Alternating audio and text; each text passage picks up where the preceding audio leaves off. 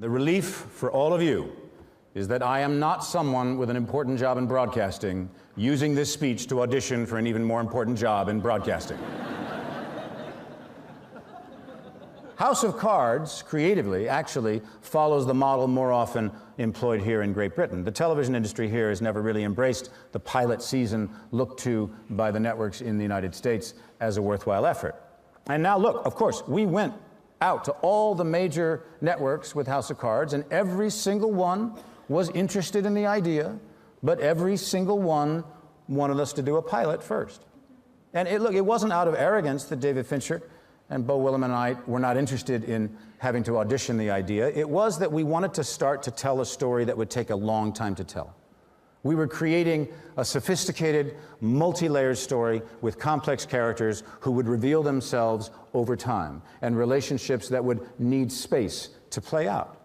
And the obligation, of course, of doing a pilot, from the writing perspective, is that you have to spend about 45 minutes establishing all the characters and create arbitrary cliffhangers and basically generally prove that what you're setting out to do is going to work. Netflix was the only network that said, "We believe in you.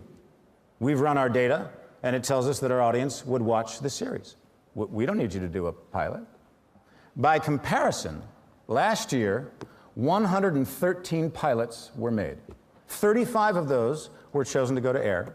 13 of those were renewed, but most of those are gone now. And this year, 146 pilots were shot. 56 have gone to series, but we don't know the outcome of those yet.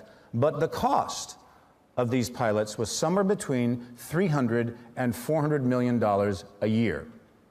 That makes our House of Cards deal for 2 seasons look really cost-effective. Clearly, the success of the Netflix model, releasing the entire season of House of Cards at once, proved one thing: the audience wants the control. They want the freedom. If they want to binge, as they've been doing on House of Cards and lots of other shows, then we should let them binge. I mean, I can't tell you how many people have stopped me on the street and said, "Thanks, you sucked 3 days out of my life." And through this new form of distribution, we have demonstrated that we have learned the lesson that the music industry didn't learn. Give people what they want, when they want it, in the form they want it in, at a reasonable price, and they'll more likely pay for it rather than steal it. Well, some will still steal it, but I think we can take a bite out of piracy. So I predict that in the next decade or two, any differentiation between these platforms will fall away. Is 13 hours watched as one cinematic whole really any different than a film? Do we define film as being something 2 hours or less? Surely it goes deeper than that. If you're watching a film on your television, is it no longer a film because you're not watching it in a theater? If you watch a TV show on your iPad, is it no longer a TV show? The device and the length are irrelevant. The labels are useless, except perhaps to agents and managers and lawyers who use these labels to conduct business deals. But for kids growing up now, there's no difference. Watching Avatar on an iPad, or watching YouTube on a TV, or watching Game of Thrones on their computer. It's all content. It's just story. And the audience has spoken. They want stories. They're dying for them.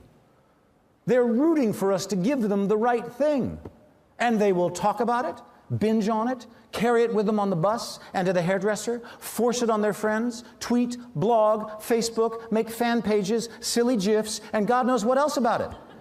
Engage with it with a passion and an intimacy that a blockbuster movie could only dream of. And all we have to do is give it to them. The prize fruit is right there, shinier and juicier than it's ever been before.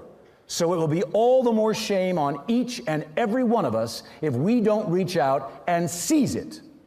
And I want to leave you with the words of a man as good as any to address the nexus of commerce and art, Mr. Orson Welles, who once said, "I hate television. I hate it as much as peanuts. But I just can't stop eating peanuts." Thank you.